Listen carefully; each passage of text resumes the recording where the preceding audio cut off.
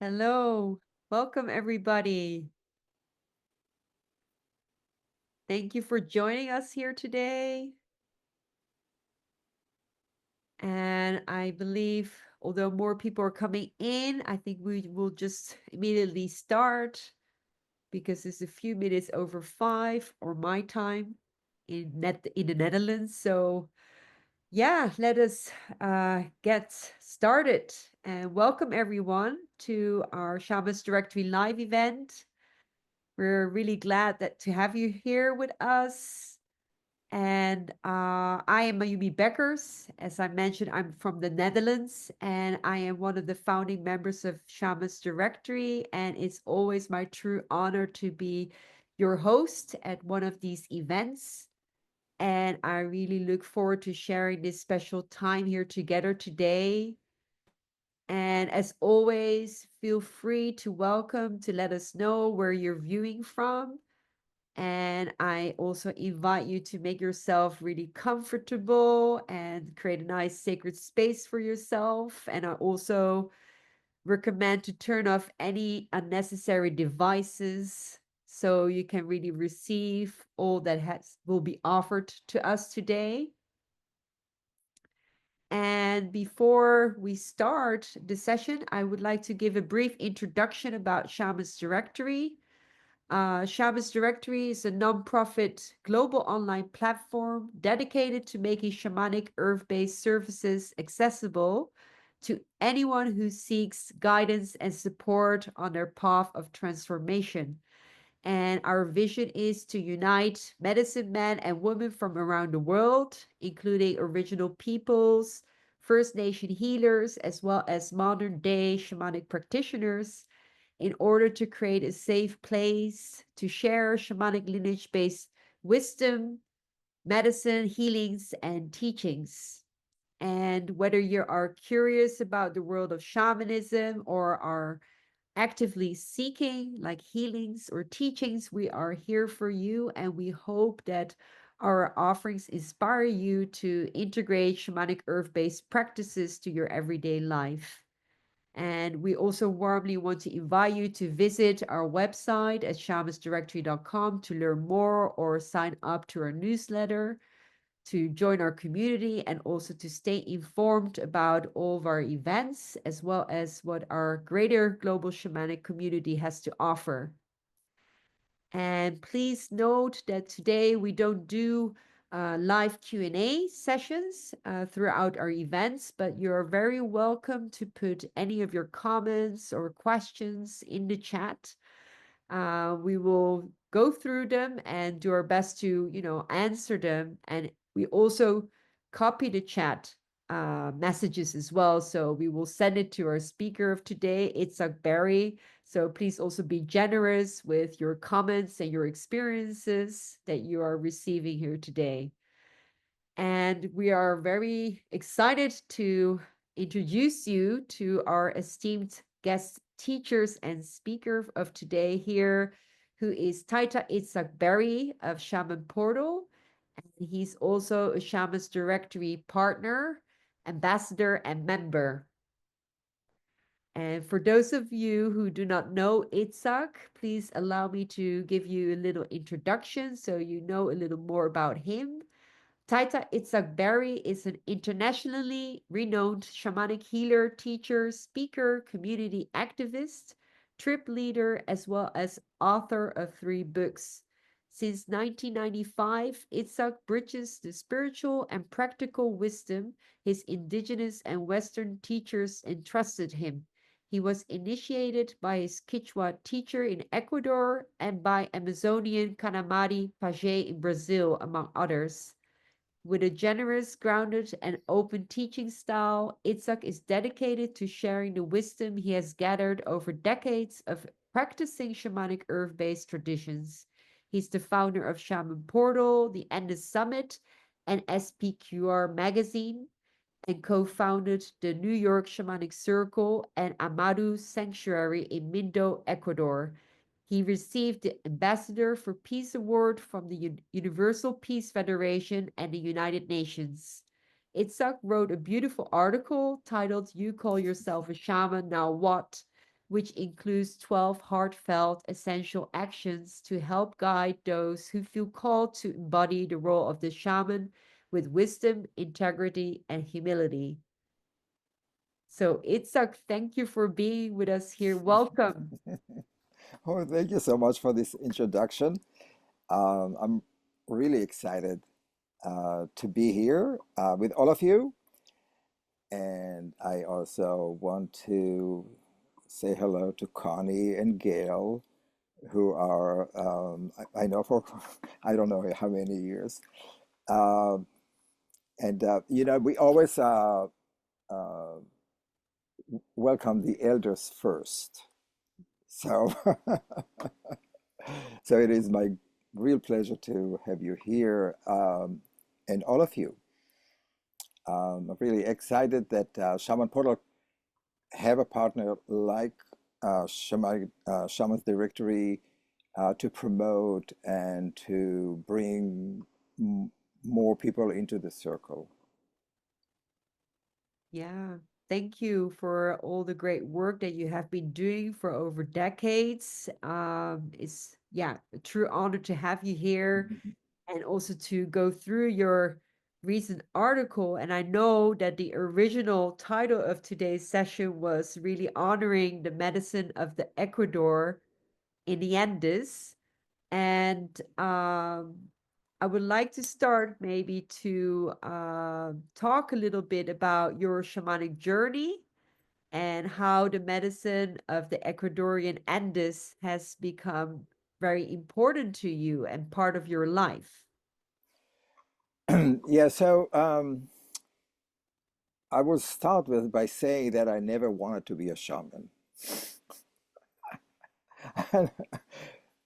That was like the last thing that I ever thought that would happen in my life. The only thing I really was uh, concentrated on is not to have a boring life, really. That was like the most important thing for me. This is when I woke up on my 19th birthday in my kibbutz, Beit Alpha in Israel. Um, I was covered with cold sweat, and I realized that my biggest fear is to live boring life. And I think that I kind of achieved a pretty interesting life. And it was truly not what I imagined. Uh, so when I was in my midlife crisis, around 40, I already had an art career. I showed in different galleries, museums around the world. Not successful. I mean, not successful in the sense like I wanted to be, like I wanted to be Picasso. That didn't happen. But I was pretty okay. And then I had an advertising agency to be able to support my family. Um, I have 3 kids and 8 grandchildren. And so I needed to support them. So I had an advertising agency and in New York City, which is not easy. We won most of the advertising awards, but then I realized that truly is I felt the emptiness of all of that industry, and I wanted something that is more meaningful. But I didn't know what it was. I was like really going through the dark night of the soul. If you want to give it a name, a shamanic name. Um, it's a necessary stage for all of us is to find out who we are, why we are, and what do we want to do with our life, and what is the legacy that we have here on this earth. But know, I didn't have a vision, which is why is it so the dark night of the soul? Because we don't have a vision. We don't have Mama Kia or the grandmother moon to shine light on us. But anyway, it turned out that a friend of mine invited me to Hawaii to a workshop there. I was teaching some business stuff, but before I left, I called the limousine that took me to the airport, and I told them to stop at Barnes and Noble, a bookstore. And I ran into the store. I picked up a book about Hawaii and ran back to the car to make the flight to Hawaii. It turned out to be that it was Hank Wasselman book. Um, it's called Spirit Walker. And if you did not read Hank Wasselman book, you may want to put it down and buy his books. It was a truly um, a life-changing experience for me. I was reading on a plane. I was like crying because it's the first time that I felt that somebody really going through the same issues that I did. And I ended up meeting Hank, and we became friends for many years actually, until he passed away. And so my my the change happened because of the book. Although, like I said in my first book, that books is not shamanic way of transferring information or wisdom. It's actually the opposite of that, because you're taking a free-flowing, meditative, intuitive information, and you uh, cage it in pages, in books. But so uh, passing information is mostly verbal, which is what my Brazilian teacher was so excellent about, Ipupiara. But that book with Hank led. There was the last chapter was talking about a workshop he participated with a guy named Michael Harner. And at that time, Michael Harner was not what Michael Harner was used to be, or it is now. It was in New York, and I said, it's really strange, that the coincidence. So I went and I enrolled into Michael's workshop in New York City. And then I did a few other workshops with people who worked with Michael. And then I met John Perkins, also in New York, in a workshop. And John was a little different teaching than Michael Harner. I was more compassionate and more with the heart and more with the experience of Ecuador. And he said that he is going to take a group to Ecuador, and if we want to come. And I have no idea, if you ask me what happened. I just knew. I just knew that I have to go to Ecuador. And I remember that I went back home and I told my wife I have to go to Ecuador. And she says, "What, are you crazy?" Uh, and I said, I don't know. I just feel I have to do it. And I said, I went to the globe, because at that time there was no Google Maps. And I looked to find out, where is Ecuador? I truly did not know where Ecuador was. Um, I found Ecuador, and then I went with John to Ecuador, actually twice. And there, for, I had those amazing experiences that make me even more depressed, because I couldn't really put the two together, the unseen and the seen world together, or how to bring it together.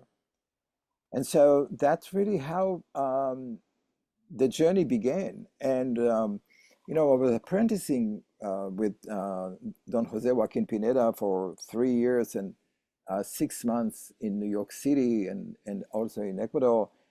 And I refused to do this work. He was pushing me, pushing me, pushing me. And I said, no, no, I don't have that. I don't have the talent to do it, like you. Because I always looked at those people, as admire them as something that is outside of myself. Like, I don't have their talent. Like, I'm sure some of you do the same. That we always look at the shamans, that they have this special gift that makes them different than us, bigger than us, more powerful than us. And who are we? Like, so this, even today, I still have that imposter syndrome. I mean, it's not like that I overcome that, with all the things that I've done before, with all this, I still have that. And I think in many ways it's kind of nice because it keeps us your humble or humbleness, or the fresh experience with spirit.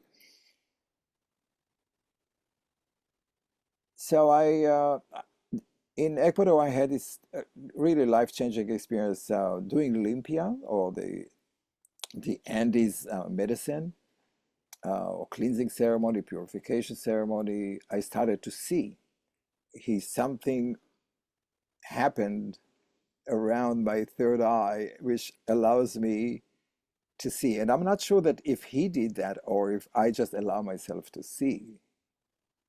And that was without plant medicine. And then with plant medicine, we work with the Shuar. It's another tribe deep in the Amazon. They're called the headhunters of the Amazon. Um, Very ferocious tribe. Uh, and I had an amazing natem, or ayahuasca. Natem is in their language. Ceremonies which threw me even more or deeper into depression. Um, I could not figure out how the vision that I'm seeing or experiencing really manifests in my physical body. And um, for 8 months, I was like trying to figure it out. If the spirit is influencing it or the body influences the spirit, how does it work scientifically? Or, so I was in that quandrum for 8 months. And then one day I woke up and I said, it doesn't make any difference. Drop it. And I just accepted it, that there will be things that I would not understand, that I would not know why. This is the part of the Hatun Pachakamak, the great mystery of life. We don't know. We just don't know. We just have to accept the miracle of life. And once I did that, then that was in 1997, and we started the New York Shamanic Circle that's still in existence, 28 years or so. Um, and then 10 years later, I started ShamanPortal. ShamanPortal actually was born from the idea that Spirit gave me, or uh, during the ayahuasca ceremony in the Shuar uh, tribe in the Amazon. And they asked me to dedicate my life to preserve the Amazon and the people who live there, to keep their wisdom alive, not out of pity, but out of the necessity for our civilization to live in balance and continue the survival of the humankind. That was the message of the butterfly that showed me and took me over the Amazon and showed me what I need to do in my life. But it took me 10 years to really figure out in what form I would do that. And really, I think that our conversation today is really about that. It's really about um, we all have visions, we all have uh, ayahuascas and all kind of plant medicine and experiences, and we all, I mean, I don't see angels, but whatever, but people who see angels or see power animals and see all of that, and they really get excited about all the visions that they see, that they travel spaces, it's all wonderful. um, but like Ipupiara, my teacher from Brazil, used to say, so can it grow corn? you know what is that purpose for? But The first few years when I was journeying into all those spaces and experiencing all those miracles, which I wrote about it in my books, I was so excited about it because, like, look at me, like how fantastic it is, right? You can do that. It's fantastic. But the question is not what that you have that gift. We all have that gift. The question is, what do you do with this gift that you can manifest in reality? This is really the question here. Ipupiara used to say, let me talk about Ipupiara for a minute. So I met Ipupiara in 1998 in a shamanic gathering in Omega Institute. I was assisting my my teacher there with John Perkins at that time, and he was like he was actually uh, given to me by a friend of mine, a woman who I went on a trip with, and she said, "Oh, you're going to meet that Brazilian shaman. You're gonna love him." I said, all right, so I saw him. I followed him throughout the summit. I didn't say a word to him. I just wanted to see him. Well, after the summit, I called him up and I said, listen, why don't you come to New York? And he says, "So how did you hear about me?" And I said, listen, I was following you in the summit, in a gathering. He says, why didn't you say something? And I said, well, I had to look in your eyes. And once I said that, it was clear to him that it's true, that it's our relationship will be different, And I think that that's one of the things that is so important for all of us. Choosing a teacher or a friend or is always to look in somebody's eyes, to see first what is it you see. It's not the clothes, like he used to say. Don't look at me like I'm a big shaman just because I have poncho and I have some hair, feathers in my hair, or I speak in a very funny accent. That's not what makes me. So I invited him many times to New York City to teach uh, our circle, and it was just an amazing relationship we had for 12 years. We were teaching here and we were teaching in Italy, things like that. Ivo Piara used to say that we are built in, or every human being is built, the DNA is built in to become a shaman or to be a shaman, that we are all shaman. There's no one person who doesn't know how to sing. There's no and one person who knows how to dream or how to daydream. There's no one person who doesn't know how to hug or to sing a song or to make other people feel comfortable. And that's what healing is about, or to listen.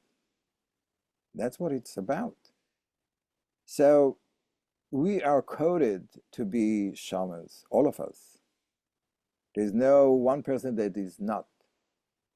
There are some people who forget or are afraid of that, which is true, absolutely true, because it takes a lot of responsibility to take care of other people. And there's some people who are their life purpose is not to become a shaman or full time, and some people do, even if they are resisting it, like me. So uh, we all have the ability to dream, to see visions, to help other people, to commit ourselves to our families, to our world, to our environment. We all have that. We just have to use it. And that's why I wrote this article, because I was like, for, I'm doing it 30 years. So, uh, and I'm very grateful for the work we've done, because the shamanic community around the world is so much bigger in numbers in the last 30 years. I remember that when I started, there was only 3 or 4 books about shamanism. There are like thousands of them now, and more workshops and more teachings and more shamanic circles and ayahuasca and all of that thing. It's really, and it's become part of the mainstream. It's no longer people, when I say I'm doing shamanic work, it's what? You know, what is this? People know. It's in movies, it's in everywhere and main media. So I think we did a great job. But I think that what is missing now is our commitment for action. Is what do we do with the tools that the shamans gave us? How do we make our life better, our family life better, our community better, and the world better?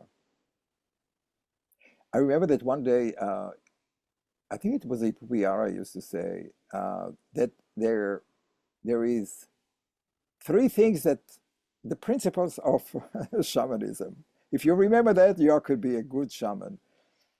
Is live life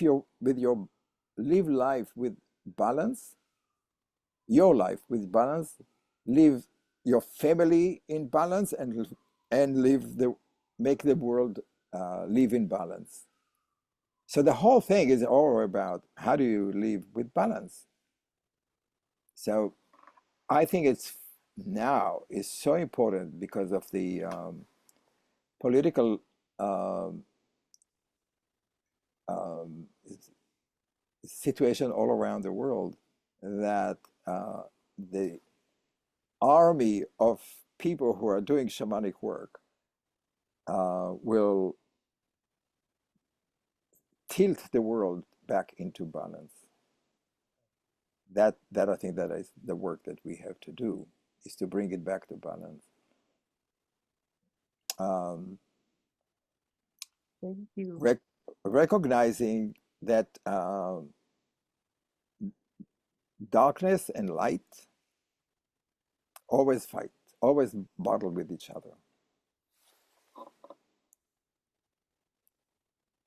Thank you for sharing this all. And yeah, there's so many different aspects that you're sharing here that are very important, I believe.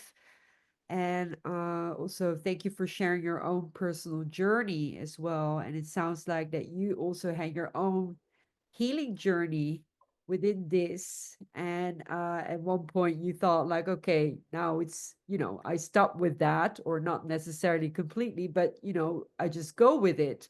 And I believe that many people are perhaps also a bit stuck in their own healing journey. And although, yeah, everybody has that potential to be a shaman or whatever name we want to give to it. How do people actually know that they're actually capable to be really in service? So that they have done enough of their healing work to really serve the people in their own capacity. You have any perspective on that? I, so my perspective is that we are totally perfect in our imperfection. We will never be perfect in what we think that it's absolute terms. We are perfect in our humanity, in our imperfection, with our vices and with our loves. And I think that's one of the things that is so difficult for people who are doing this shamanic work, is that when they put their teachers or their wise people on pedestal, and they think that they are gods. I mean, I had that same thing too. Don't get me wrong. Um, and then they get disappointed, and when they get disappointed, they just take the hammer and break the pedestal. they want the shaman to fall, and we know so many cases like that in our shamanic community.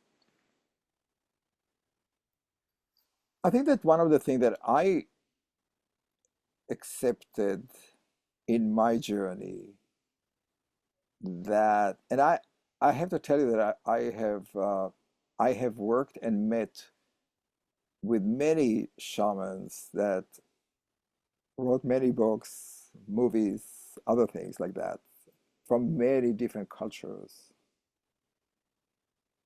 I learned not to look at them as Greek gods. Learn to see their humanity, part of them, and to forgive and to allow them the imperfections to be perfect. Not necessarily everything that they've done I love, but they do the best they can in what God gave them, or what the cosmos gave them, or what their life purpose is. So I think that yes, it's about being mature in that way, to accept, to for you, also for yourself. So if you, and I also believe that when you do service work for other people, that healing yourself. So the more you step into your role as a service to humanity, the more healing you're doing to yourself. You will never, ever heal yourself completely. I mean, uh, put any comment on your in the chat if you believe that I'm wrong. It is a journey. It's a journey. You can't wait to get to the end of the journey to be perfect. It just doesn't work. That's your life journey. But allow yourself to serve other people. That is the real teaching for healing yourself. Don't wait until you. A lot of people say, "Oh no, I have to be healed before I do healing work for other people." Mm-mm. This is just an excuse. Well, there is a few other excuses for not doing shamanic work. if, if I might say that. One of them, I don't have enough time. One of them is I don't have enough money. And one of them is I'm not healed yet. So all those three, I mean, I call it excuses. It is about fear.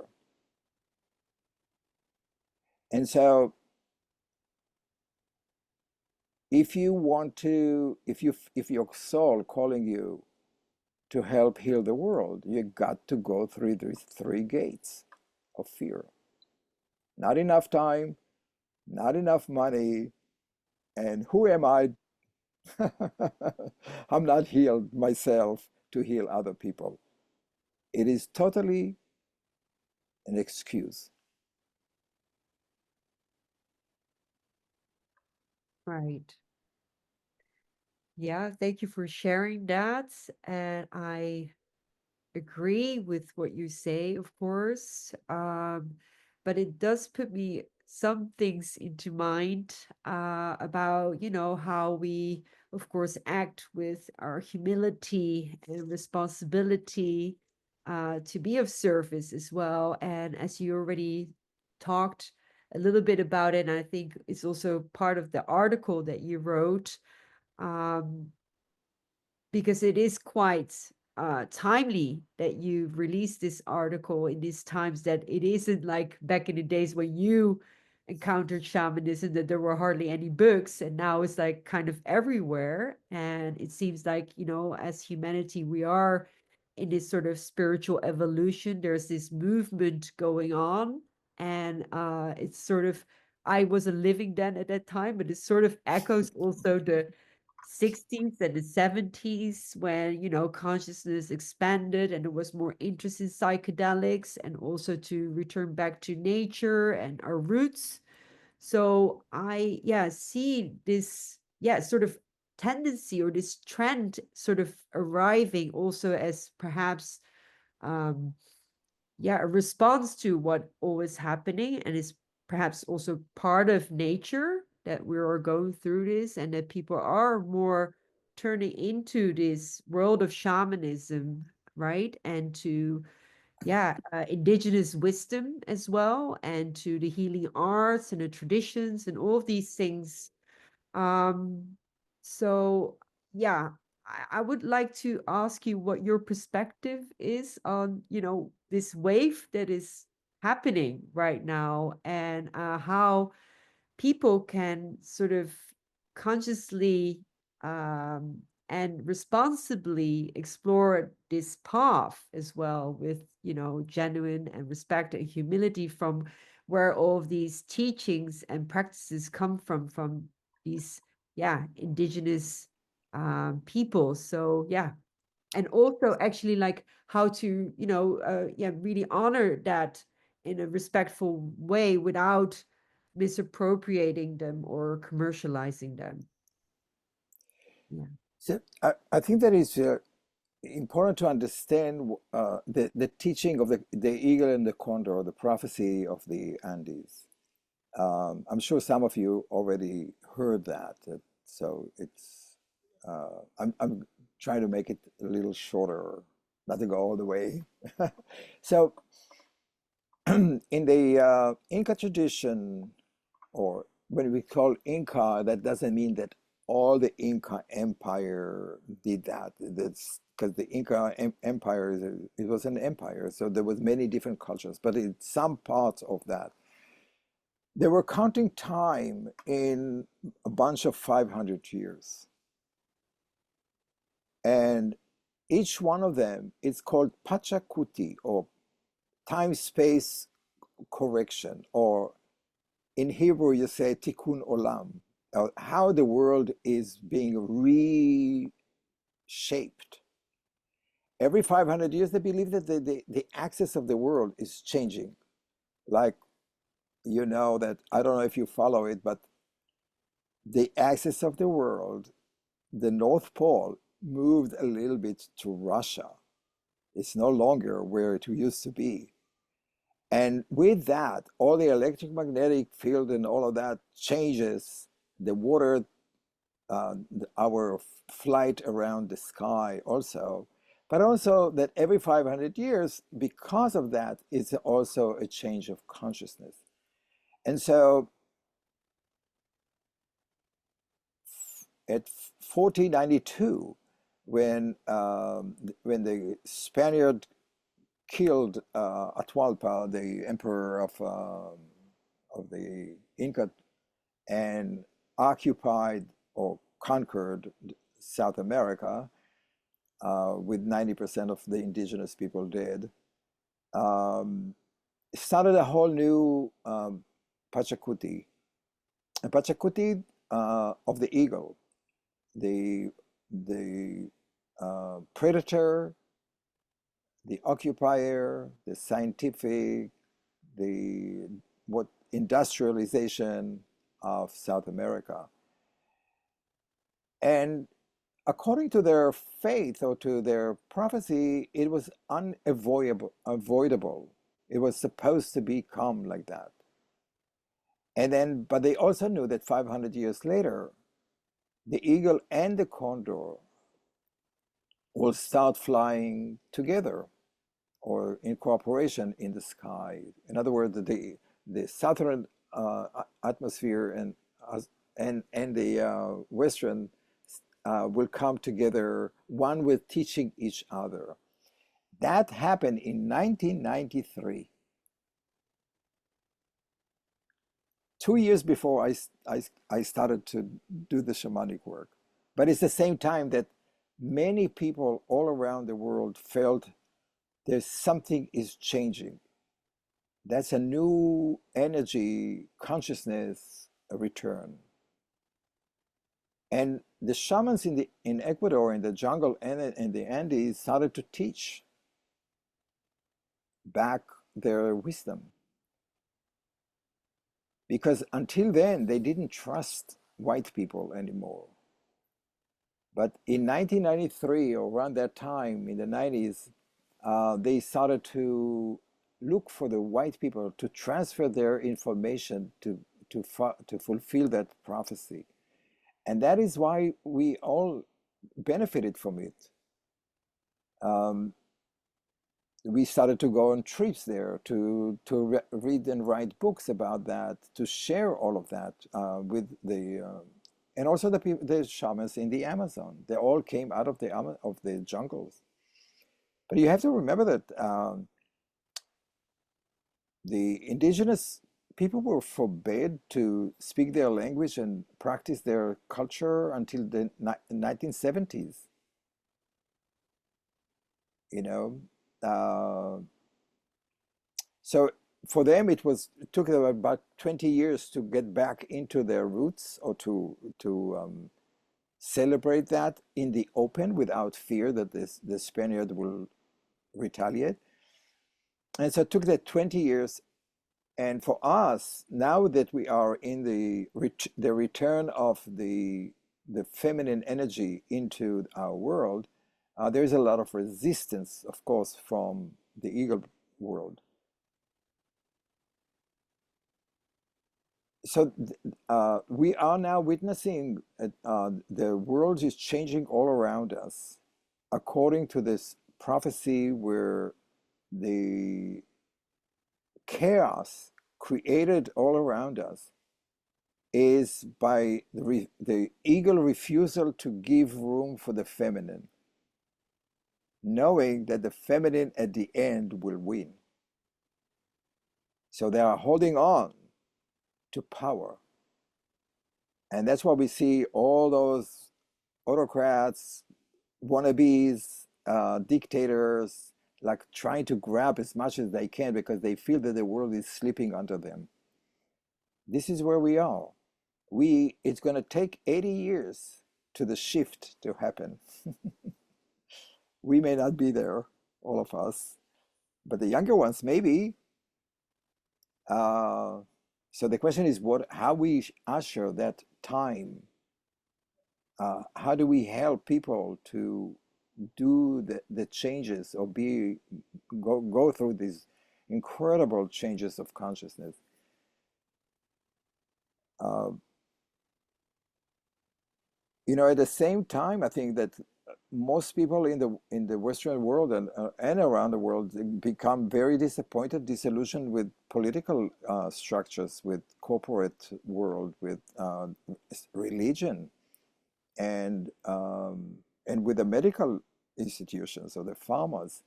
So there is a lot of distrust in the old world, and a new world is coming, is giving birth, but we don't really see it yet. It's like it's we can feel it, but we can't see it. We are here. We are the doulas of the future, and that's why we need to be so strong and make every action that we have so important, because we can make it shorter or we can make it longer. More suffering for our grandchildren and children, or less? Are we committed to changing the world for the better? And so the vision of the Pachacuti, the new Pachacuti that comes in now, is that the return of the power of the earth, or Pachamama, and the return of the feminine. And we see that. You see that more women are in Congress, in the Senate, in governments, in cultural life. Women are coming up with more force. That, of course, really scares men. You know, they will have to get used to it. But there is a trend that is fantastic. I mean, who ever thought that gay men or gay women will get married? Get equal rights. So it was not in my consciousness that it ever were going to happen. So we are moving forward and backward, but the trend is toward equality, living in harmony, sharing information, sharing technology, sharing wisdom, which is what we do, um, which changes the world. So it will be a dance between of a flight of equals of the condor and the eagle in the same blue sky, the sky of cooperation and harmony. Now, I'm not saying that this is. I'm not looking at it as a fable or as a story. I'm looking at it as a real way of looking at life right now to understand why the chaos all around us. Why is it that all of the sudden there's all these frightened toddlers that wants to be dictators? What's going on? They're really afraid. And from that point, I think we have to be very compassionate to the Putins, to the Netanyahus, to the Trumpists, to all of those people with short, whatever it is, that doesn't want to give away their power to women, to the feminine part of themselves for the heart part. This is what we do now. Thank you for sharing. And I know there are some questions also in the chat around this, but I thought since you were talking about the condor and the eagle prophecy, I know that you also prepared a journey with Oh, us. So I thought, like, since we are talking about the condor and eagle spirit, perhaps you would like to take us on this journey, and then we can, of course, continue our conversation. And I will also answer some questions of the chat. yes, absolutely. Are you all want to do the journey? Yeah, I don't see you all. I see only a few. But if Connie said yes, I'll do that.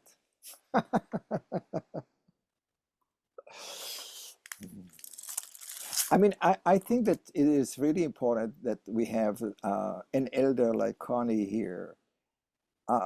I think I know Connie when she was, I don't know. I mean, I don't want to say your age, but it's maybe 10 years, 20 years ago. But the commitment to go into Brazil, to the jungle, even if you can't walk well, it was quite inspiring to see the aliveness and the power and the integrity of Connie moving forward through life difficulties, but making a commitment, and that's really what the whole journey is about.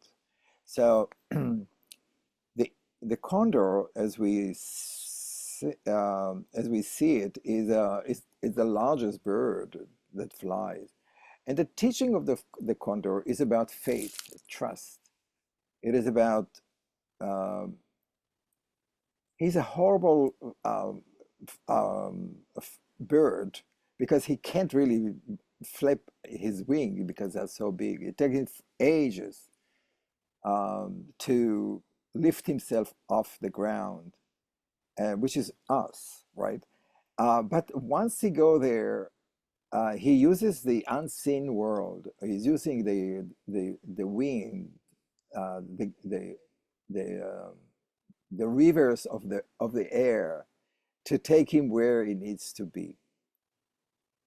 And then so he glides up and he goes so high you can sometimes can't see it. It's getting really, really close to God or Tata Inti, Father Son. And Father Son in this tradition, in Andy's tradition, is the source of all energy that spread energy equally to all being on this earth. All the love and the light are sent equally. They don't care if you are Ukrainian or Russian, or if you are a man or a woman or child, or if you are a rock or tree. This light of God is spread equally to all being. And that's why the condor and the eagle, they are the closest to the source of life, or the miracle of life. Our sun is the only body in our cosmos that is self-generating energy. It doesn't need anything from anybody, and it's send it away, give it away all the time. This is God, or the entity of God. It's not the mystery. The Hatun Pachakamak, the great mystery, is everything that is the creator of all. But that entity of Tata Inti is God, the masculine God. So as they go up toward God, they can look, they see life in perspective. But at the same time, their focus is about that little rat or rabbit in the meadow. So I want you to look at to do a journey where you go up into meeting the condor up in the sky there, in the blue sky, close to the sun, and you look down on your life, on your environment, and find that rabbit, find that rat that you need to eat. What is it you're going to see? Concentrate on. What is the focus of your life at this moment that can move the world forward, move your forward? It's a call for action in a way. Like, what do you need to do right now? Coming up not from fear, not coming from I need to, I want to, but coming from the highest perspective of the sun, looking down. And what do you need to do to make, or to bring back the new Pachakuti, the new life on this earth? Okay, makes sense? Yeah. Okay. So I'm gonna be rattling, you know, just in a small little thing, that in South America they don't do drums. They do rattles. Um, so let's do that. Why don't you? You can sit up, uncross your legs. You can turn the lights off. You can cover your eyes. We're gonna do that for about 7 to 8 minutes. Or you can lay down. Most importantly, don't cross the legs, so the energy flow in your body, the river of lights will flow. Okay, you can turn on or off your videos and feel comfortable. Okay, so take a big breath in and take a big breath out. And take another big breath in and another big breath out. And we will go into meeting the condor, that legendary, majestic teacher of the high Andes.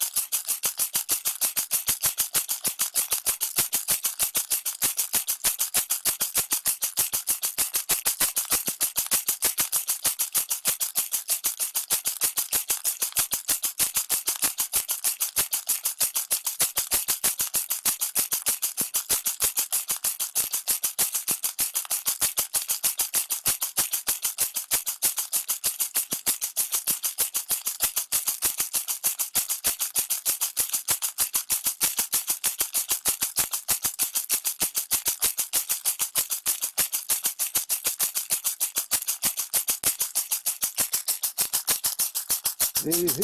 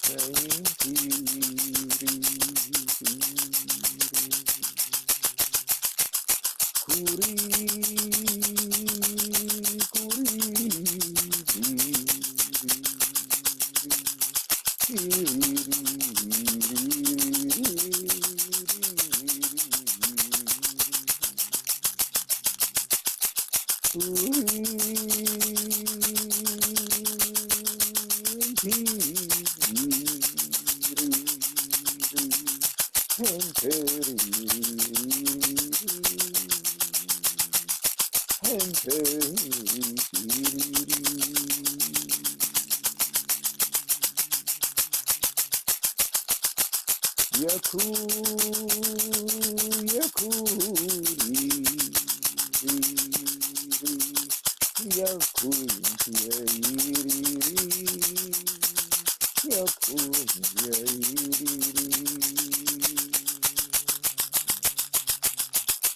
Nina, Nina, Mushukina, Mushukina, Mushukina, Yakumama, Tata, Hachamama,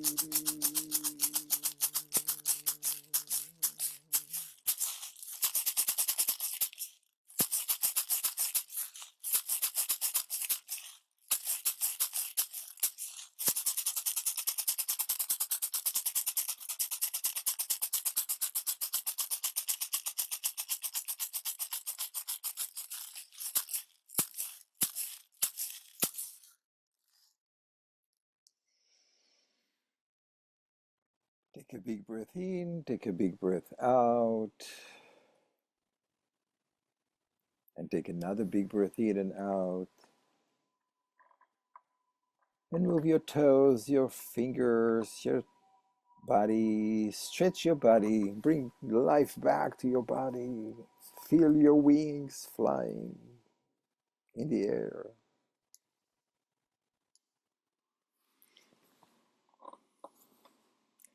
And when you're ready, you can turn your video on. Join us in the circle.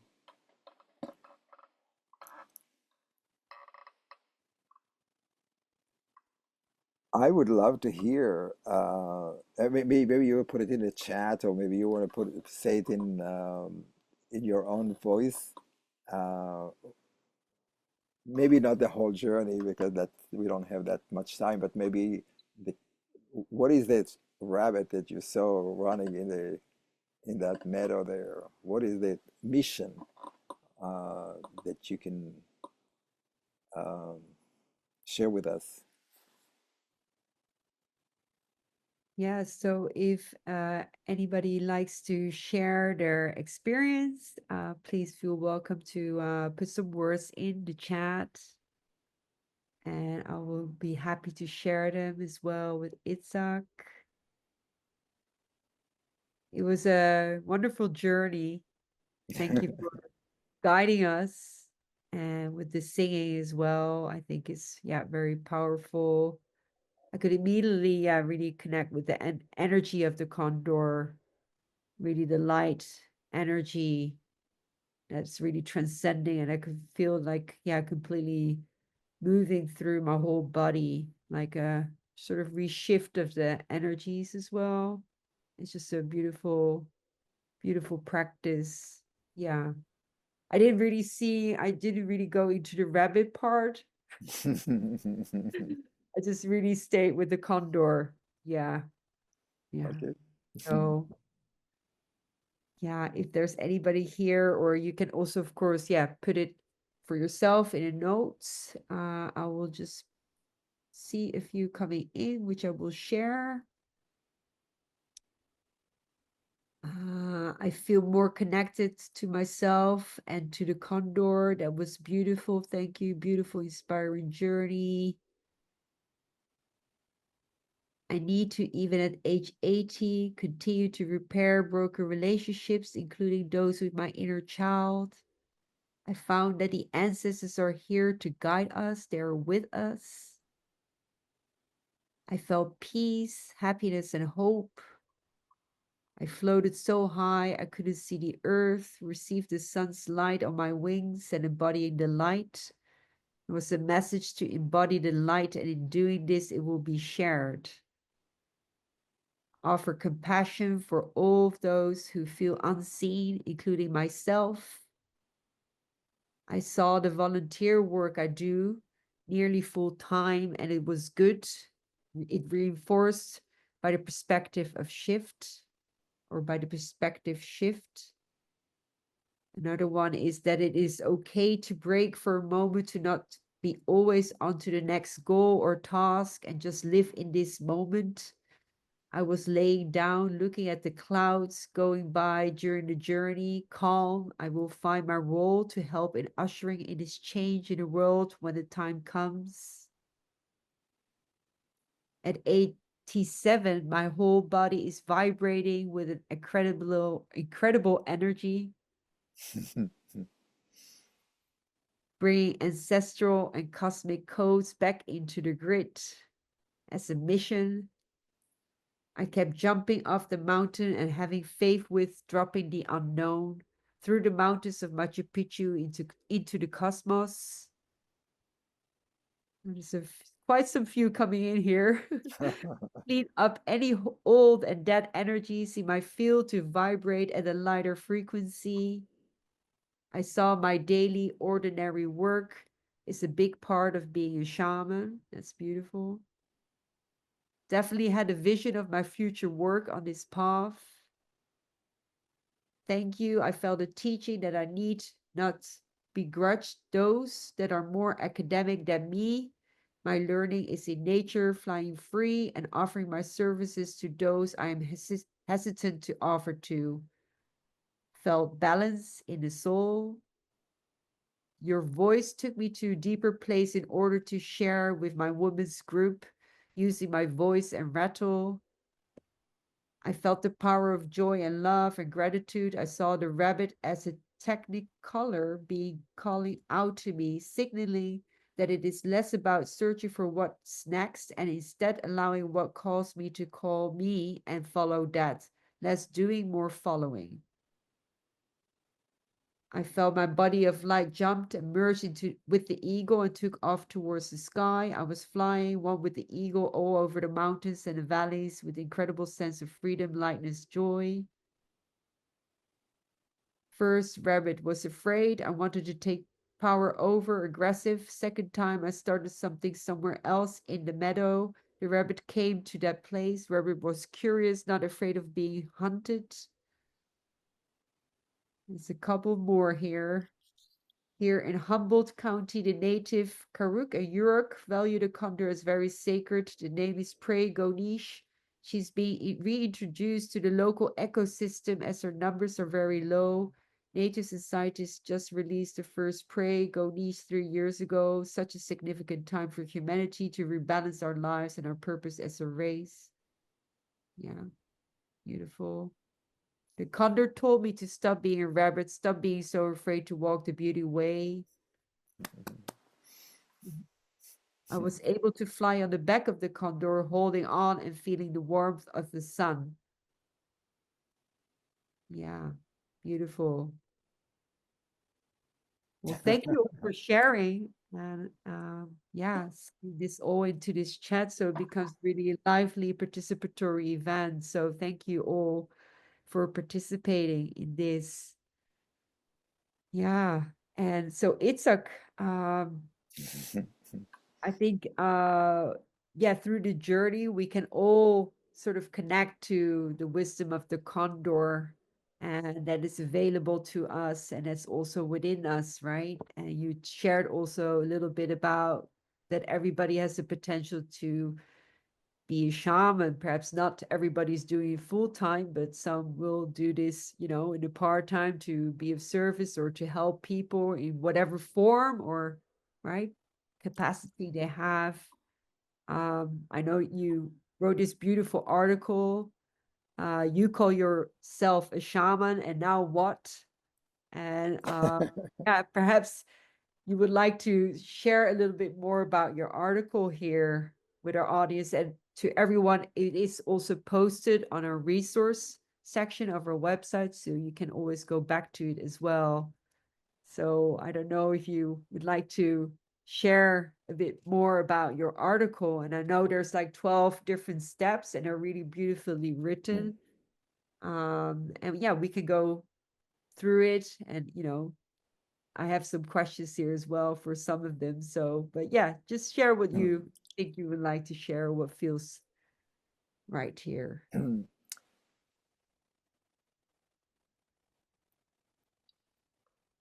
You know, the shamanic work is really not a spiritual work. If anybody is looking for spiritual work, this is not it. The shamanic work using spirit to effect change in the world. So any kind of interaction with spirit has to be manifested in reality. It's kind of like really important to understand. We are not looking for enlightenment. We're not looking to walk with the angels. We're not fairies, you know, just like the fairy ideas. I mean, although they all exist, I'm not saying that they don't exist. But the question is, what do you do with it? The practicality of it. So the shamanic practice is about effecting measurable change. You can move the stone from here to here, that'll change. But if you just sit there and pray for the stone to move, that doesn't happen. So it is about the way we are in the world. How do we affect change? How do we fix the world to make the world a better place for all Hatun Pachacamac creation, or the great creators, the oneness of all of it. So um, one of the things that happened when religions, or the major religions happened, is that they took it away. They took our own intuition and our own power away and gave it to the priest, or they gave it to the Kohen, or gave it to anybody of their, like, they separated your direct connection to the creator to certain people, and they create hierarchy that tell you can be relied on higher up. But there's no really, in the shamanic traditions, there's no higher up than you. You are that connection. So there is nobody that we can rely on. No government, no doctors, no pharmaceutical companies, definitely not the government that we have. There is nobody that we can rely on. Only ourselves, or the way we connect with spirit. But spirit is not just to get nice or to feel good, it's about how do you manifest it on this earth. So don't ask for permission. Go there, ask spirit, feel it in your gut, and go do it with no excuses. Money, time, and I'm not ready, I'm not healed, you know. So that is really the teaching here. That's why I was like, I wanted to write this article because there are, like, hopefully hundreds of thousands of people who are call themselves shamans or practicing shamanic work. It is a lot of people. It's a great energy if we can channel it to affect change in this world. I mean, voting is one of those things, but it's not. I'm not talking about that. For instance, how do we commit ourselves to preserve the people in the Amazon? Wisdom, teaching, knowledge of pharmaceutical, knowledge of working with spirit, minerals, plants, and all of that. How do we do that? I found out that I'm on PayPal. I'm supporting once a month. I give a payment to organization that help plant fruit trees in the Amazon, and so they don't have to sell their land to the oil companies and palm oil industries. Each person have his own way of doing it. Um, First of all, to be involved. I mean, read what's happening in the indigenous societies and cultures and the countries, and then get involved with it. And one of the things that is so important to me is to not just do it from your comfort of your home, but also go visit them. Let them know that you are sitting there in, like, your cushion house in London or in New York or whatever Spain you are.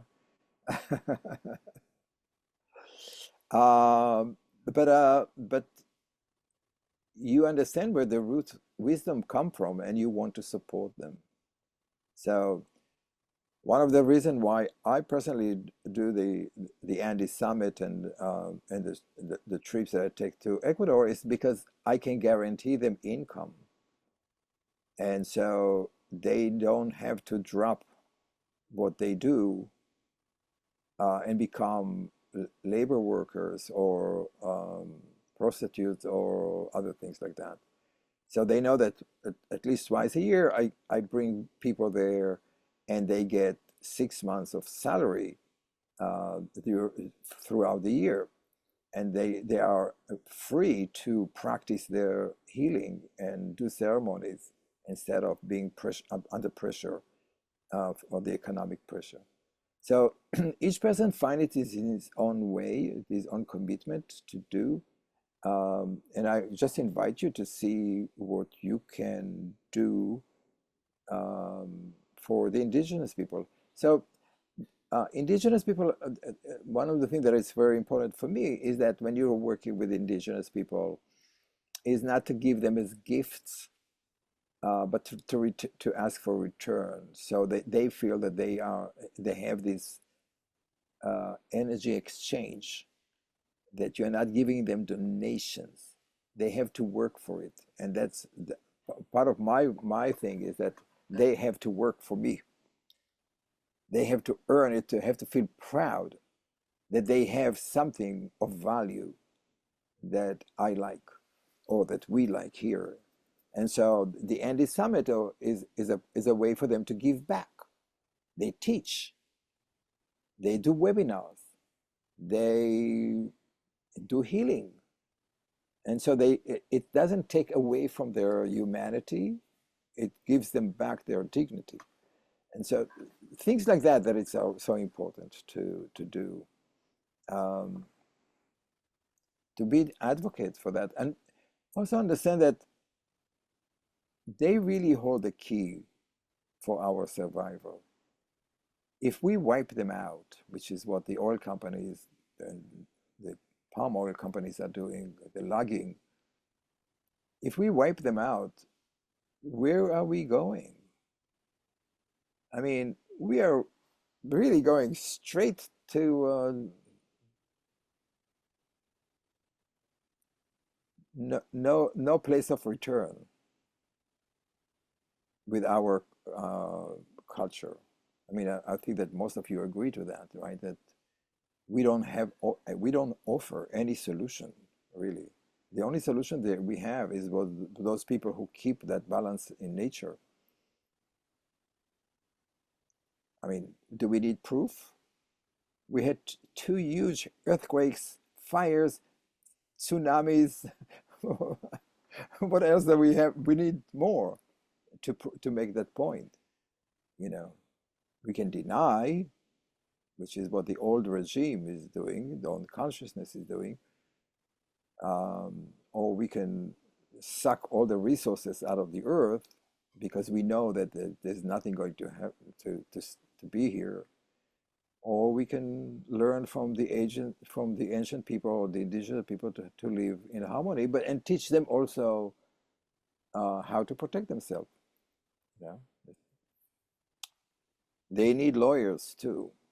They need industry too, and we can provide them uh, in order for them to keep on their life over there. Yeah. Yeah, very important. Thank you for, yeah, pointing all of these things out. And I also remember also from your teachings that it's so important to keep these indigenous traditions alive and to really honor them and to honor their wisdom, because some of them also, yeah, uh, leave this earthly plane, and that some of this wisdom gets lost, right?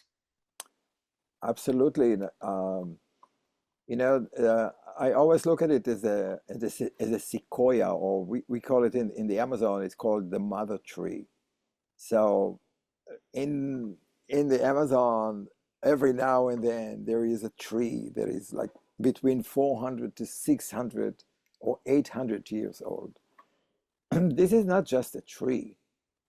That tree is a community.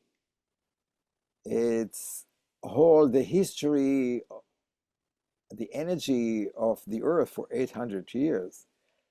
But it's also a place where thousands of different insects live, which are incredibly important for the fertilization of the earth in the Amazon. Birds live there, life, their fruits.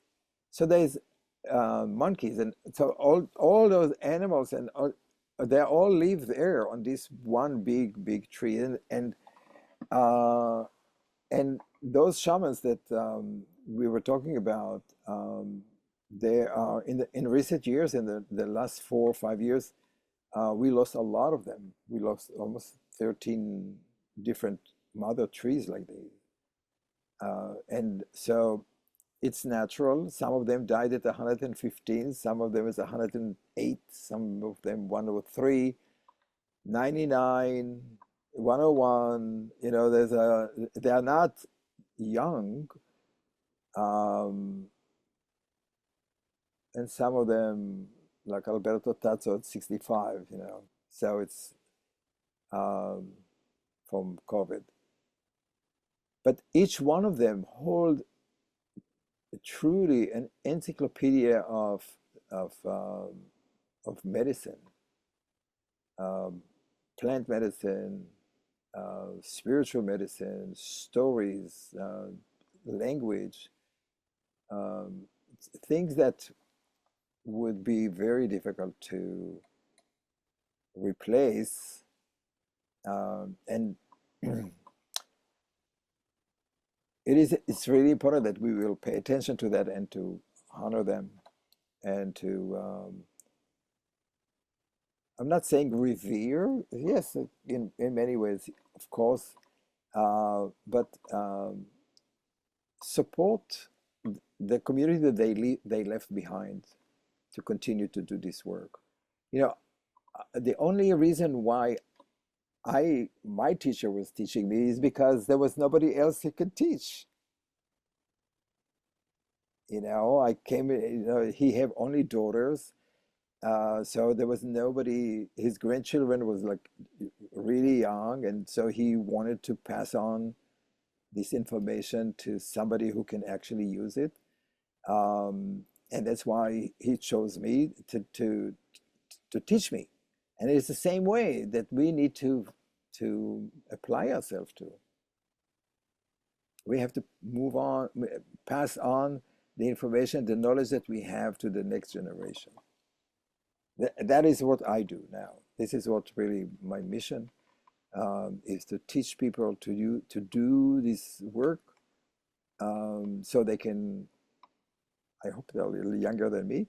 They'll have more time to to practice it and teach others, so we would not forget what it means to be human. What it means to live life in balance with nature, not against nature. Yeah, I think that's, yeah, very important, everything that you say. And what I also want to point out here is like in the West, we always try to do things, and perhaps like if we're a healer or anything, we think that we're doing something here, or trying to sort of really, yeah, own everything. But frankly, it is actually the world of spirit helping and assisting us, and we are sort of channeling this. And I wanted to ask you, like, how did you learn to sort of, yeah, step aside from that sort of, thinking, to really sort of trust that spirit is doing the work here? I think that it's when you have the perspective, like the condor flying up in the sky, and you started to see that everything that happened in your life happened for a reason. That, even the worst thing that happened for a reason. You start to accept that, and you your perspectives start to change, because you everything is a teaching, everything is a lesson. And I'm not saying that I'm not resisting sometimes, or I'm not angry sometimes, or I'm not all of that. I'm very good at that. But I'm also learning how to bring that medicine that I'm working with into my own personal life. But it's a process. It's not something that will happen one day. It's an ongoing inquiry to what it means to be human, or to you know to be a messenger or a bridge between those cultures, but also to do the work yourself. Yeah. Right.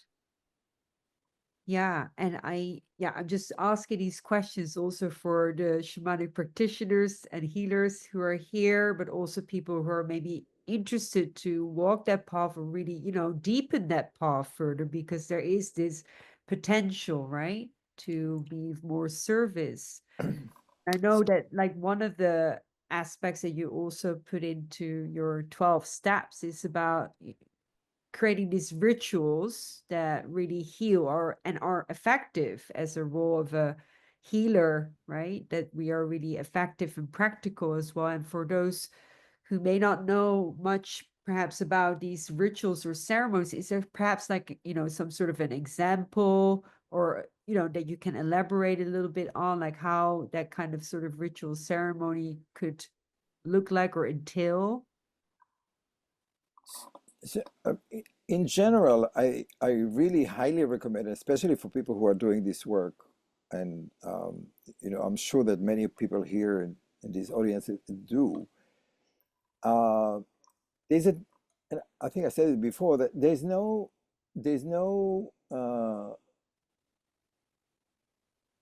replacement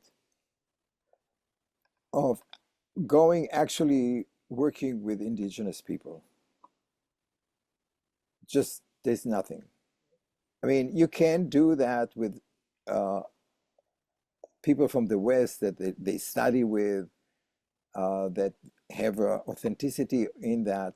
But there's nothing that can prepare you to be to the experience of being in the Andes or in the Amazon or in the villages and being with them or embody their wisdom. And it so I highly recommend it if you are doing any kind of shamanic work, is to find a way to work with indigenous people. And when you are working with indigenous people, when you are starting to apprentice with them, you have to understand that they would not give it to you. They would not give you all their information all in 1 day or 2 days because this is your schedule. You have to give time. They have to get time to know you, to trust you, to like you, to want to share those informations with you. And for that, you really need time. It's not enough to give gifts and to say, listen, I have 5 days between one flight to this and one flight to that. You have to apply yourself, be there. And the other thing is that when you are becoming an apprentice to a shaman, you have to remember that this is slavery. You are giving yourself in. It's the death of your ego to become an apprentice. It's not. It's an honor after, maybe, but it is about service, doing the stuff that the shaman asks you to do without asking questions. And I know that it's very hard for us in the West to think about these terms. What do you mean I have to give? What do you mean I have to do all of that work for nothing? Uh, it is about how you serve, but in return, you learn enormous amount of wisdom or teaching just by watching, by being, by service, service, service, service. I can't really stress enough the that importance of serving your elder uh, without thinking about what you're going to get out of it. And the truth is that you don't really know if you're going to get anything out of it. All you have to do is to open your heart and just agree because you like that person. Uh, is to do everything that they ask you to do. It's it's not it's not common in our culture. And they will not give you a certificate, and they will not give you medals. They yell at you, they scream at you. But that's the only way they teach. And I think that we have to be ready for that. It is to learn how to fully, wholeheartedly, unconditionally serve the elder, the teacher that you are studying under. Understand that it will bring all the resistance that you have within yourself. You will find all the traumas coming up. Um, but this is the way to learn and to embody. And also, knowing the shaman personally is incredibly important, because a lot of the teaching, when you are learning, studying in workshops or webinars, they are not as real as the one that you sit in a coffee shop or in a restaurant and you chit chat and you gossip and they tell you their personal stories. When they feel comfortable with you, a lot of the information that I have is not necessarily from the healing.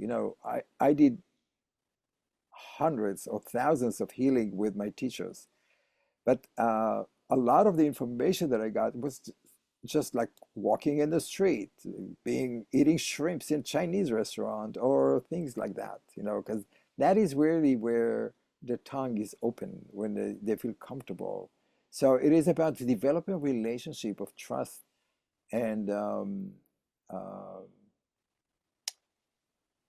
and honoring them so they can feel comfortable sharing with you, or you have to share with them too, of course. But so developing intimate relationship with the shamans that you are working with, knowing that you are not going to get any kind of rewards.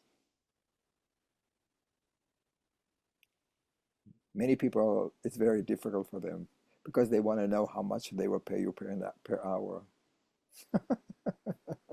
or what a percentage you're going to get out of it. um, Right. Yeah, we're in the West, we're of course a little trained differently in that way, or accustomed to different things. yes. Uh, and yeah, I really sat with all of your 12 steps as well. And I just wanted to ask you also one thing that also came up for me here.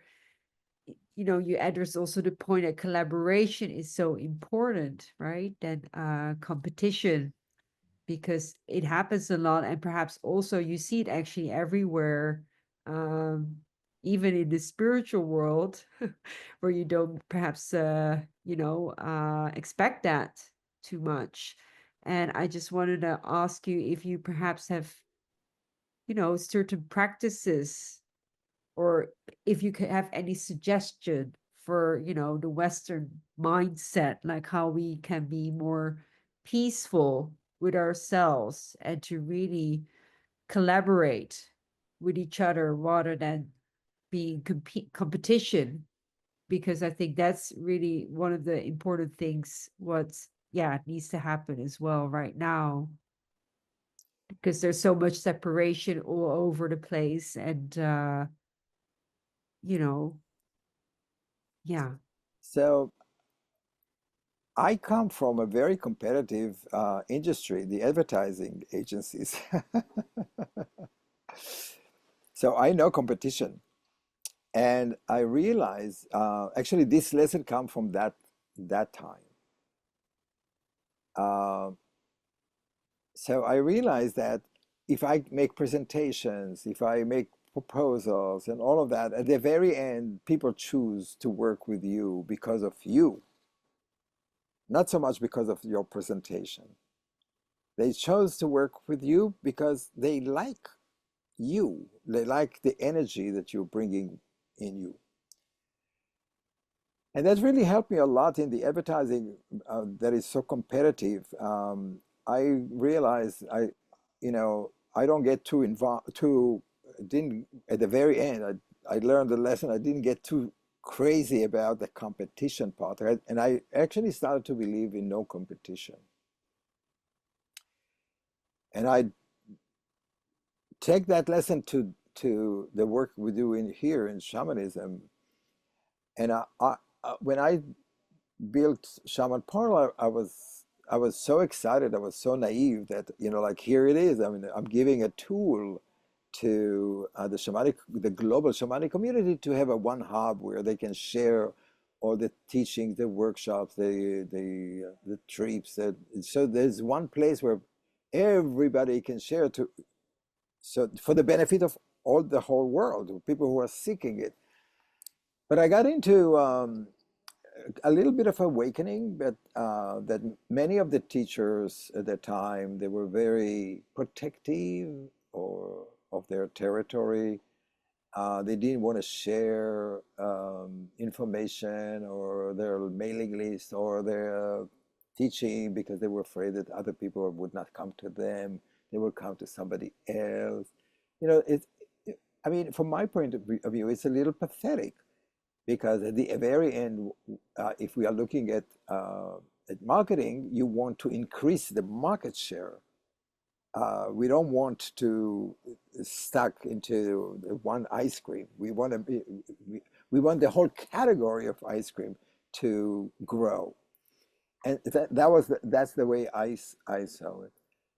Because I believe that the more people who will practice shamanism or shamanic tradition, the faster that we get to the tipping point to where the world will change. And it is a work of numbers. If we do, five people are doing it in Amsterdam and five people do it in London, then nothing will happen. But if it will be 5 million are doing this and 5 million are doing that, then the culture change.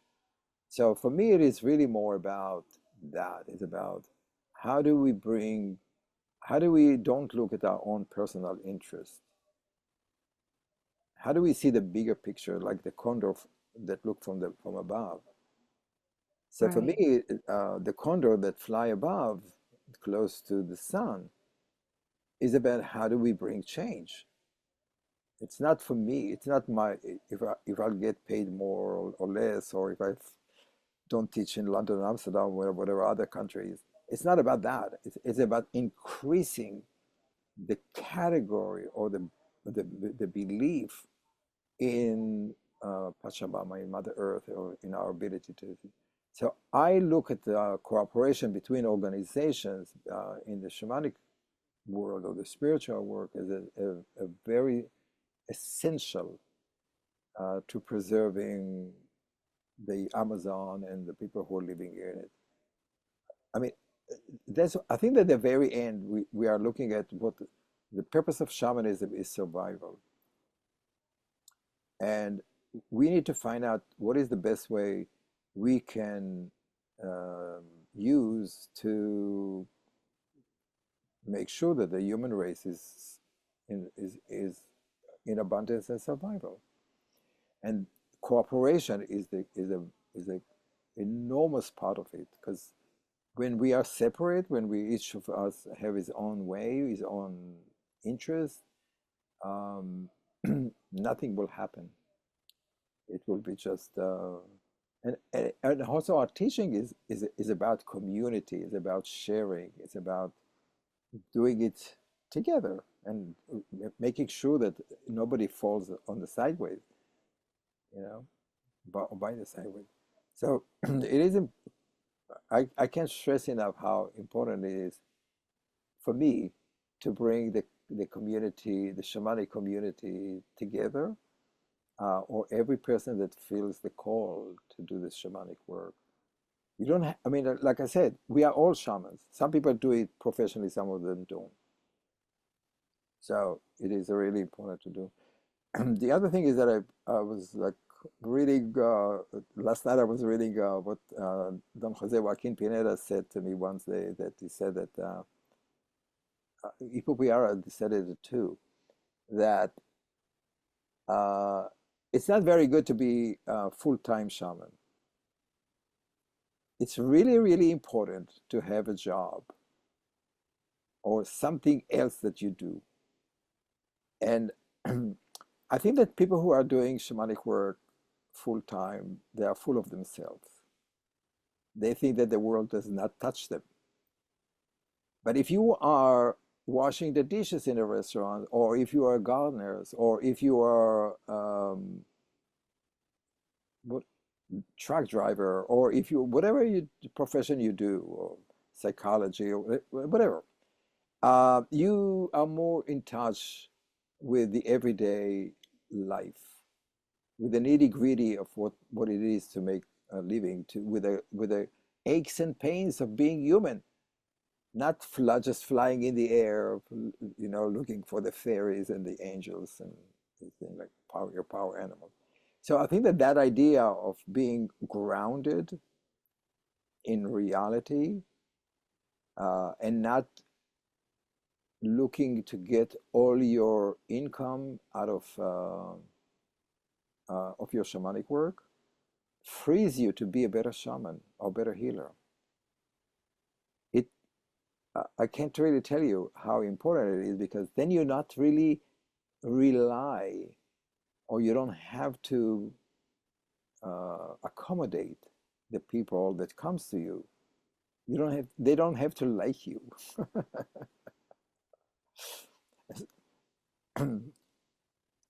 Yeah.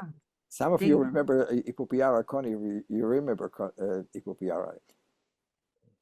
He says, I don't care if you like me or not. You know, I'm not here for you to like me. I'm here to heal you. And sometimes you like me, and sometimes you don't. I don't care. I don't do the healing. Pachamama is doing the healing. It's not about me. And so I don't have to cater so you like me, so you come next week, or the week after that, and the week after that. I do my work. And I think that that's very important, because he also had another job. He was working for the Smithsonian Institute in Washington, D.C. My Jose Joaquin had a different source of income. He was a felt hat manufacturers, the hat. He had a grove of tomato de arbol. He was selling on the street of New York, his arts and crafts. He was never really ashamed of doing that, but he knew that he can support himself in one way. He was not desperate. I think that my advice is always to have another source of income. Don't become professional healer. That that could be very depleting. And if you are healers here full time, at least learn how to protect yourself uh, from evil spirit, from too much toxicity of a relationship, from being too tired, because that energy of healing really, really is heavy energy. So learn how to protect yourself. Thank you for these great advices. I do want to ask you one more question from the audience. There were a few more, but there was one question that was talking also about that someone from a tribe discriminated the eclecticism of New Age shamanism from a traditional earth-based viewpoint. And I want to ask you if you could speak about that part as well. um, I have a very strong opinions about plant medicine. I don't know if this is for the audience to say that, but I'll try. Uh, so I totally recognize the importance of plant medicine. And I take people to do this plant medicine in the jungle, but with original, authentic, tribal people. I was invited by a Brazilian from the Pishona tribe to become an ayahuasquero. I refused because I think that this medicine belongs to them. It comes from them. We need to honor that. We can't just go into the jungle, drink twice or three times ayahuasca, and then think, oh my God, I discovered God, and now I'm going to be a bartender and give everybody ayahuasca. You know, it takes years to learn. It's part of the culture. And so, um, without hurting anyone, I believe that it is better left for the indigenous people to um, create the ceremonies, but also to earn the money. We can't just walk in and create ceremonies and charge $500 for each. So I was teaching in for a guy named Tony Robbins in the Amazon in Brazil. You probably heard of him, no? Uh, anyway, there was another woman there, a blonde woman, who was taking a group of the participants for this conference to a hotel in Manaus for $1,150 per ayahuasca ceremony. And I asked the participant, why did you pay? And I says, well, we can afford it and we wanted to do it. And I said, but across the river, there is a shaman there who charged $15. And so I think that a lot of the people who are doing this siphoning the money from the indigenous people, not giving them, not honoring their tradition. And it's not fair for them, and it's not also fair because they are competing with each other and to get more money from this. So it's a very complex issue.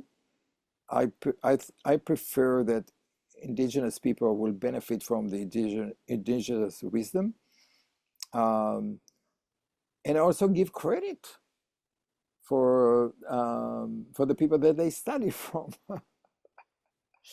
Not just to say, hey, this guy, I went to the Amazon and I met this guy, who is this guy? Where does he come from? What is the tradition? What is the roots? What did he went through for thousands of years or hundreds of years to keep this medicine going where you come from Philadelphia and you're stealing his medicine? So there's a little bit of just honor them, respect them. Don't try to, there's quite a lot of people who come to Peru. I don't go to Peru because of this commercialism. But they come to Peru, they buy pieces of land, they build little huts, and they do the dieta there, and they hire the indigenous people, shamans, to come in there and do that. And then after a few years, they fire them, and they do it themselves because it's cheaper. But they raise the value of real estate for indigenous people not to be able to live in their own land. They take their medicine away, all with good intention, because ayahuasca told them to do it, but the intention, the results of that is not really respectful. I mean, I don't want to end up our conversation with that. I want to really end it with more of a positive, inspirational way that we all have it within ourselves. that we are all shamans. We all able to affect change. And we have to be really conscious and take responsibility for that. We can't say that somebody else will do it. We can't. There's no time.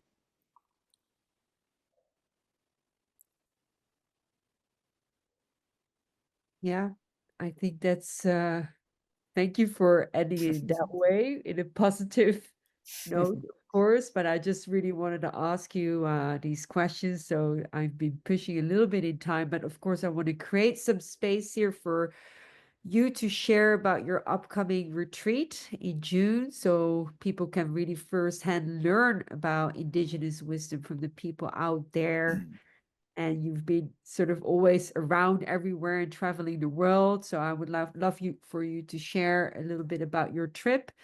And you will be also visiting London and Amsterdam. So I will be meeting you personally as well, which is also very exciting. So yeah, please feel free to share some words about this. And we will, of course, put all the information in the chat as well.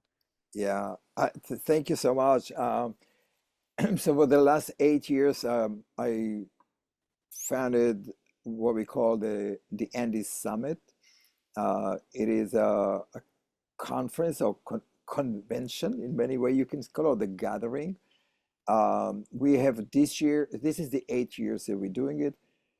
Um, so we have 6 different shamans from different tribes or communities that are sharing teachings and demonstrations and healing for each person. And then we are also doing ayahuasca, wachuma, Temazcal. We do hikes in nature to the waterfall to do a wash, and we do water ceremonies and fire ceremony. It's 1 week. It's full of immersion in the Andes culture. It changes people's life. And the nice thing about it is it's not, I'm not teaching, it is all their teaching. They have their place. They live with us, so we actually eat with them, share really intimate time together. You fall in love with them, like I do. um, but it's for everyone. But of course, if you are shamanic practitioners, you will definitely get a lot out of that. And also, like I said, the direct connection with people who, indigenous people that are actually doing it. So I think that if you are, we have a couple of places left. If you are interested, let me know. Email me or go to the andysummit.com. You know, you have it. I think you have a link over here, the andysummit.com. I I can really highly recommend that. It's a 1 week, very condensed, but it's also very, I do believe in what we call the pregnant time that is ready to mature. So we do a lot of things, but it's not like a strict schedule. It's a flow, and the shamans are fantastic, really, like the best, the best there is. And then I do also. I'm going to be teaching next week in London in the College for Psychic Studies. If you are in London, please come, or if you are around that aisles, please come. I'm going to work on the soul from 3 different places. We're going to do a soul with Wayusa ceremony, which is the Amazonia ceremony.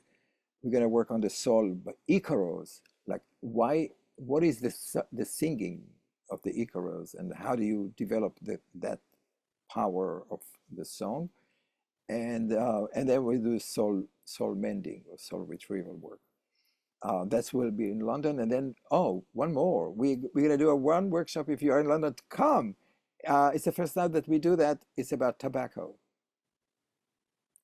That horrible, terrible plant. So we talk about tobacco, the medicine, We're gonna do rapé. We're gonna do uh, sniffing, drinking, burning, smoking, all the bad stuff that shamans do for thousands of years. Tobacco is one of the most important plants in healing for bacteria, viruses removal, antiviruses, and all that. It's really, really important for the brain. There's a lot of teaching in that. And then, of course, in Amsterdam, we're going to do something different. We're going to do uh, hands-on healing techniques with needles, with diagnostic in different ways, and Itzhak's balancing body technique. So come, it will be a lot of fun. And if you are interested, then you can um, join my mailing list on on my website, and you'll get the newsletters. And what I wanted to say that when I started that in 1995, I did not know where it's going to take me. Really not. If somebody would tell me that 30 years later I would be doing this work, I would be just laughing at them. Or not just laughing, make fun of them because I'm very skeptic, never believed in all of that work. But it's in spite of that, I really recognize the miracles that it does. And so what we need is the first step and follow your heart, follow your intuition. Even if you think that is the most dumbest thing you can ever do, but just follow it and you'll see like the doors open. One thing lead to the other. You just never know. That's the beauty of working with spirit. Thank you, Itzhak. Thank you for your time, your beautiful presence, your continued support as well, and your generosity. We're really so grateful for this time here and for sharing your wisdom with all of us. It's been really beautiful. And also to, through this article as well, all of your work that you do, you're really walking the talk authentically on, how to walk the path of the shaman. So I really honor that. So thank you so much. And to all of you here who are with us here today, and also those who will be watching the recording later, I also want to thank you for, joining us. And we also, of course, like to invite you to all of our next events as well. This event will be recorded and posted on our YouTube channel, so you can also always reflect back to it. And it will also include all of the links that have been shared today. So you don't need to really search for it. You can just look it up quickly and reach Itzhak as well for his beautiful offering. So again, thank you all for being here. And I wish you all a wonderful day and weekend. And I look forward to connecting with you again. Much love.